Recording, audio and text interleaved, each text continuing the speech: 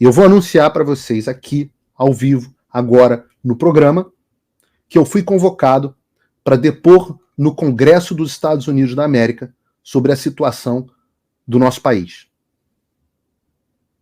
E eu vou com prazer.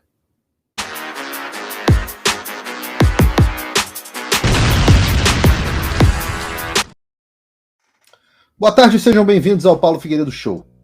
No nosso último programa, nós detalhamos um pouco dos últimos capítulos na escalada ditatorial que o Brasil enfrenta nas mãos do Alexandre de Moraes.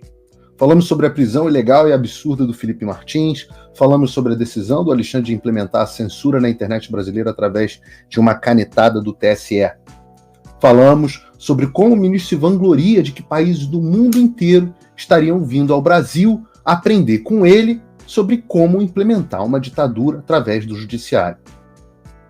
É verdade, ou ao menos parcialmente verdade.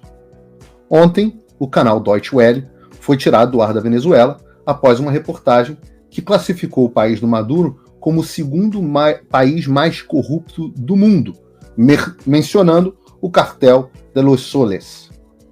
Em um vídeo de 2 minutos, o jornalista Ernesto Fuenmayor utilizou um relatório da famigerada ONG Transparência Internacional, vocês lembram dela? Ele também chamou o governo venezuelano de mafioso. Vou mostrar uma imagem aqui para vocês sobre a notícia a qual eu estou me referindo. Vou mostrar para vocês a notícia a qual eu estou me referindo agora. Aqui. Vamos ver. Não, tá aqui. Não é fake news. É o mundo real. Não pode chamar o governo venezuelano de mafioso. Afinal, é um ataque às instituições do país, disse o Maduro, que também chamou a emissora e os acusou de promover discurso de ódio e desinformação. Ele disse ainda que o conteúdo da emissora era pobre e fez chacota com eles. Soa familiar, não é? Não é a primeira emissora fechada no país. As redes americanas CNN e a colombiana RCN, Caracol Rádio, críticas ao regime venezuelano, também já haviam sido expulsas. As semelhanças com o Brasil são assustadoras. Os métodos muitas vezes são diferentes, mas os resultados muito parecidos. No Brasil, essa mesma Transparência Internacional que eu acabei de mencionar agora, que motiva que produziu o relatório objeto da reportagem na Venezuela, ela teve um inquérito aberto contra ela no Supremo Tribunal Federal no mês passado, depois de um relatório desfavorável ao Brasil. Eu peço desculpas porque eu deveria mostrar a imagem aqui para vocês. Desde 2021, o Terça Livre, até então o maior canal de mídia independente da América Latina, foi fechado por ordem do Alexandre de Moraes, ao contrário do que afirmou, para variar, de forma mentirosa, a propagandista da ditadura brasileira, Mônica Bergamo. Àquela altura, o Terça Livre contava com dezenas de milhares de assinantes, anunciantes, e quase todos os programas do canal batiam a audiência das redes decadentes na qual a senhora Mônica presta os seus serviços em troca de dinheiro, como, aliás, fazem outras profissionais desde o início dos tempos. Em vez de mandar a polícia para a porta do estúdio, o Moraes determinou, como vocês estão vendo aqui, apenas o congelamento das contas bancárias da empresa indefinidamente e o fechamento do canal do YouTube, que era o único meio que o Terça Livre tinha para transmitir os seus programas. Então, sem ter como transmitir e sem ter como pagar os seus mais de 50 funcionários, não houve alternativa senão o fechamento definitivo da emissora. O dono, o Alan dos Santos, teve o seu mandado de prisão expedido e só não está trancado até hoje em uma prisão nas mesmas condições desumanas em que se encontra o Felipe Martins, porque já estava nos Estados Unidos, ciente da escalada da ditadura do Brasil. O governo brasileiro tentou, é verdade, extraditar o Alan dos Santos de todas as maneiras possíveis. O Bolsonaro chegou a ser culpado pelo atraso dessa extradição. Mas mesmo depois de um ano do governo Lula, o jornalista, sim, jornalista e não blogueiro, continua livre com a sua linda família aqui em Orlando, nos Estados Unidos. Como os jornais devem noticiar em breve, e eu antecipo aqui para vocês essa notícia, o governo americano, depois de muitos pedidos de informação, optou por negar os pedidos de extradição feitos pelo Alexandre de Moraes. A razão é simples. Não há crime de opinião nos Estados Unidos. E eu avisei que assim seria desde que a prisão do Alan foi pedida. Crime de opinião há apenas no Brasil, na Venezuela, Cuba, China e outros países, os tais que estão ávidos em aprender com o judiciário brasileiro. O judiciário brasileiro que tem alguns métodos muito mais sutis do que os utilizados por Maduro. Até dezembro de 2022, por exemplo, uma emissora com baixo investimento passou a assumir rotineiramente a liderança entre os canais de notícia brasileiros, a Jovem Pan. Com uma redação de esquerda, a emissora passou a dar espaço para comentaristas de direita, como eu, e em menos de um ano passou a ocupar o espaço que a emissora da senhora Mônica Bergamo e companhia não conseguem em todo o tempo e com toda a verba que tem. A maior parte do povo brasileiro simplesmente se sentiu representada pela Jovem Pan como nunca se sentiu pela imprensa brasileira. Mas durou pouco. As campanhas de cancelamento, Sleeping Giants, desmonetização do YouTube por pressão do STF, dizem, e finalmente um processo do Ministério Público Federal que apavorou os donos da emissora e forçou a demissão de todas as estrelas da casa. A emissora então teve que se autocastrar para sobreviver. Sem as suas estrelas, a Jovem Pan se tornou só mais uma. Adotou uma linha editorial permitida e contratou uma diretora próxima ao governo Lula. Funcionou, ao menos em parte. A monetização do canal voltou, como diz notícia recente. A audiência, por outro lado, não.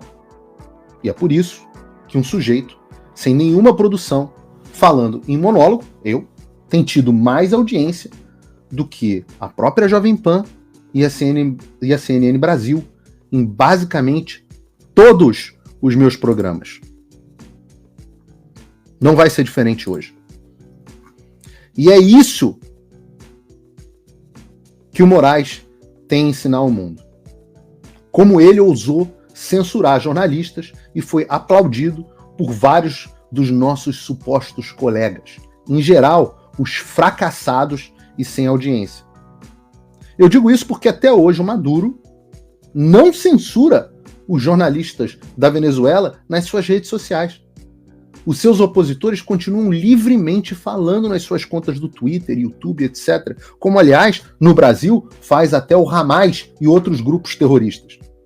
Inclusive, o próprio narcoditador, segundo o Departamento de Estado americano, Departamento de Justiça americano, Nicolás Maduro. Enquanto isso, eu, Alan e outros seguimos com os nossos bloqueios, no meu caso há mais de um ano, sem nenhum devido processo legal ou qualquer tipo de acusação formal. Os argumentos são sempre os mesmos. Discurso de ódio e desinformação. Os mesmos de Maduro. Mas a efetividade do método muda. E, de fato, para ser justo, mesmo em vários países desenvolvidos, há quem esteja aprendendo com Alexandre. O Canadá implementou medidas duras de controle da internet que tem gerado um caos no país e desespero até mesmo das redes sociais, outrora as grandes promotoras da censura. A Alemanha e a União Europeia estão seguindo rumos até parecidos. Os democratas aqui nos Estados Unidos tentaram ensaiar algo parecido. Não colou, pelo menos por enquanto. Uma característica universal dessas propostas de censura, aliás, é que elas são universalmente apresentadas pela esquerda em todo o mundo.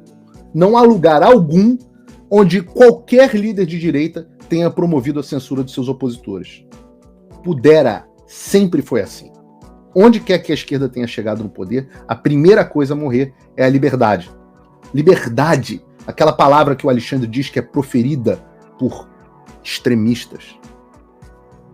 Curiosamente, esses tais extremistas nunca foram atrás para calar os seus opositores.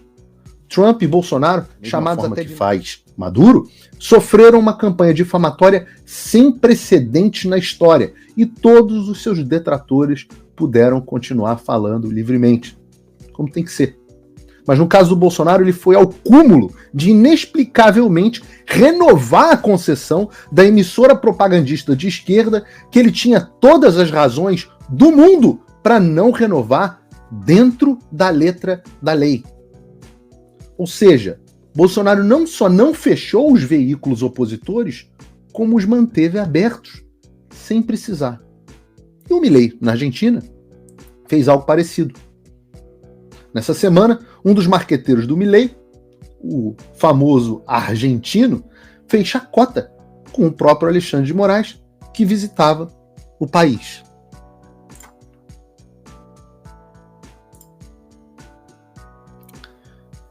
Olá, Alexandre, bem-vindo à Argentina. Aqui você pode ficar à vontade para comentar o que quiser, até sobre as eleições no nosso país, um país estrangeiro para vocês, e sobre a teoria da conspiração do uso de milícias digitais e inteligência artificial. Não tem problema, faça isso de graça. Aqui ninguém vai te perseguir, censurar suas redes sociais, te prender, te trancar na cadeia com criminosos perigosos e traficantes de drogas só por dar a sua opinião. Entre a sua casa ou hotel para buscar informações como eles fizeram com o jornalista, e muito menos para te acusar judicialmente. Sinta-se à vontade e aproveite essa liberdade de questionar, perguntar e até pensar em coisas conspiratórias, e milícias digitais é uma conspiração absolutamente ridícula, que aqui você estará livre para fazê-lo. Você pode até pedir o código-fonte dos nossos sistemas, assim como eu fiz antes dessa eleição, que eles também podem te mostrar. Eu espero que ele queira trazer essa mesma liberdade aos seus compatriotas brasileiros, da qual eles tanto precisam. Seja bem-vindo, desfrute do nosso país, da nossa liberdade e, acima de tudo, dos nossos bifes. PS, também visite a Patagônia e nossas baleias. Ninguém vai te acusar de vir muito perto. Cara, apenas com fatos. Ninguém na Argentina, de esquerda ou de direita, tem medo de ser preso e perseguido. E isso por si só já deveria dizer que rumos que nós deveríamos querer para o nosso futuro. Os rumos de Milei ou os rumos de Alexandre. Nos Estados Unidos, apesar dos esforços do Alexandre e companhia, a liberdade permanece. Na semana passada, como eu disse a vocês, eu tive a oportunidade de ser entrevistado, juntamente com o deputado Eduardo Bolsonaro, pelo jornalista mais importante do mundo, Tucker Carlson. Lá eu contei a minha história, e o Tucker disse que isso arruinou o dia dele. Não foi só o dia dele, a entrevista que nós demos sobre o Brasil já passou, em alguns dias, das 9 milhões de visualizações apenas no X ou no Twitter. Sem contar YouTube, Instagram e os infinitos cortes que circulam e vão continuar a circular. No meu Instagram mesmo, um pequeno corte tinha tido mais de 200 mil visualizações. Nada, até agora, pelo menos, tinha exposto com fatos incontestáveis ao mundo a ditadura sob a qual o Brasil se encontra. E é claro que o sistema não vai deixar isso barato. A imprensa decadente brasileira fez uma nova carga de assassinato de reputação e uma tentativa ridícula de desqualificar o deputado mais votado na história do Brasil, o Eduardo Bolsonaro, o jornalista líder de audiência do Brasil, eu, queiram vocês não, e até o jornalista mais assistido do mundo, o Tucker. Isso é sinal de desespero. A Mônica Bergamo, essa, disse que eu menti. Foi imediatamente exposta ao ridículo na internet com os fatos que a gente apresentou aqui. O Sleeping Giants choramingou e gritou: extremistas, extremistas. O energúmeno, um coitado que ninguém lembra que existe, tentou desqualificar o Tucker Carlson.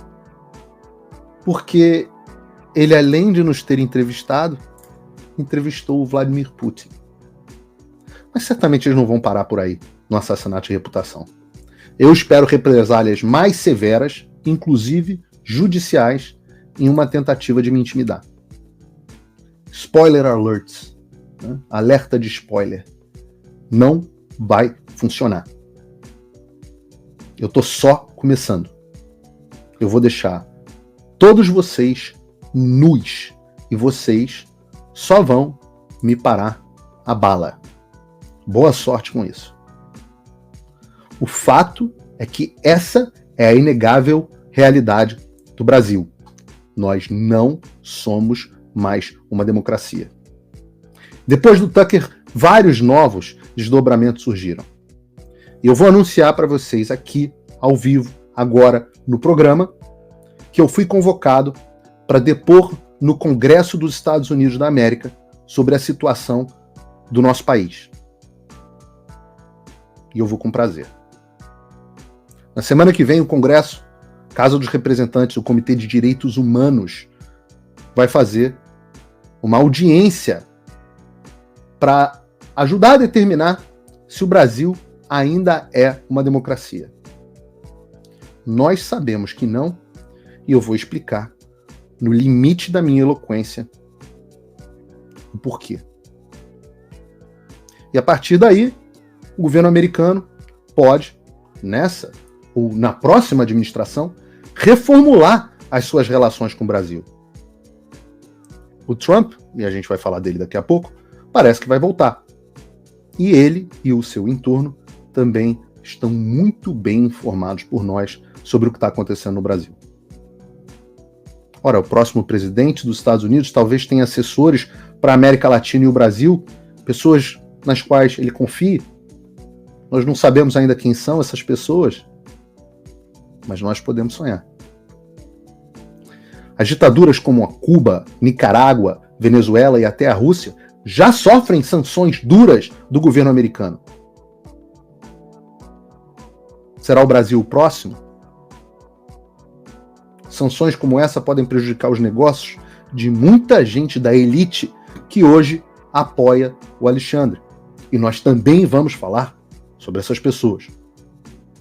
A conta está ficando e vai ficar cada vez mais cara.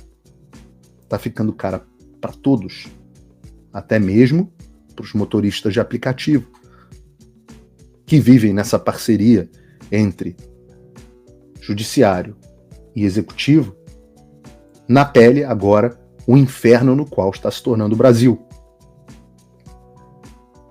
Isso será exposto.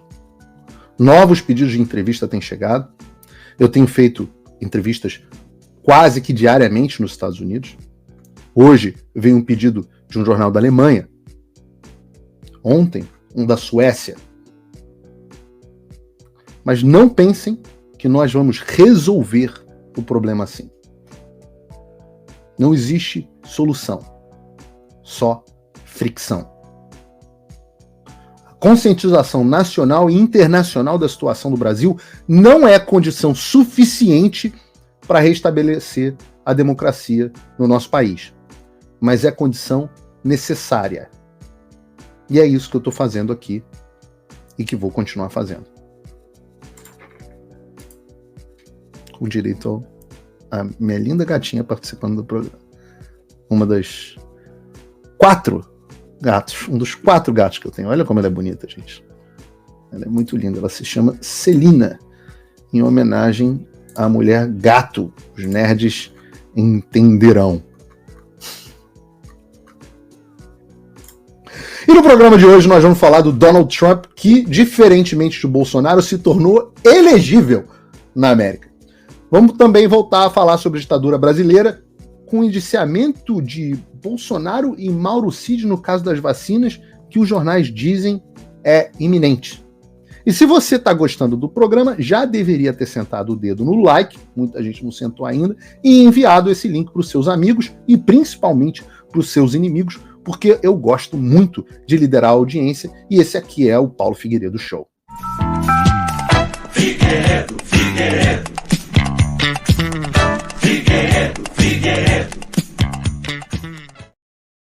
Oi, eu vou ter que parar o vídeo só para te atualizar.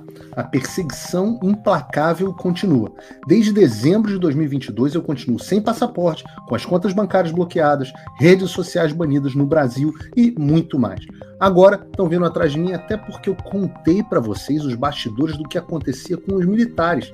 E a novidade é que o Locals, onde muitos me apoiavam, fechou o acesso aos brasileiros por conta do STF. Então criei uma nova forma de você me apoiar diretamente. Você pode ser agora meu apoiador com uma pequena quantia por mês e ter acesso a vários conteúdos exclusivos, ou você pode agora também ser o meu patrono e passar a integrar comigo o meu grupo de elite, um grupo fechado de WhatsApp só para os patronos, além de fazer reuniões de Zoom mensais comigo para a gente discutir a situação do Brasil e do mundo. Se você quer que eu continue fazendo o meu trabalho, me apoia, use o link da descrição e eu garanto que eu vou continuar fazendo a minha parte. Muito obrigado. Também faço aqui o meu convite da minha parte para você assinar a plataforma do Fio Diário e começar a acompanhar uma plataforma realmente livre e que vai dar oportunidade das pessoas falarem o que pensam e dizerem a verdade. Se você não incentivar um veículo de mídia independente como esse, quem vai fazer por você?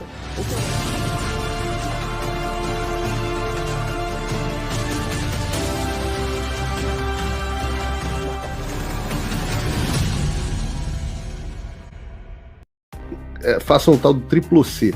Curta, comenta e compartilhe. Você pode fazer essas 3 coisas que ajudam o algoritmo a aparecer. Mas eu não estou brincando não, pessoal. Dá uma paradinha agora de 1 segundo e clica no joinha. É importante que você faça isso. Porque se você não fizer, inclusive atrapalha o vídeo. Parece que o vídeo é menos relevante.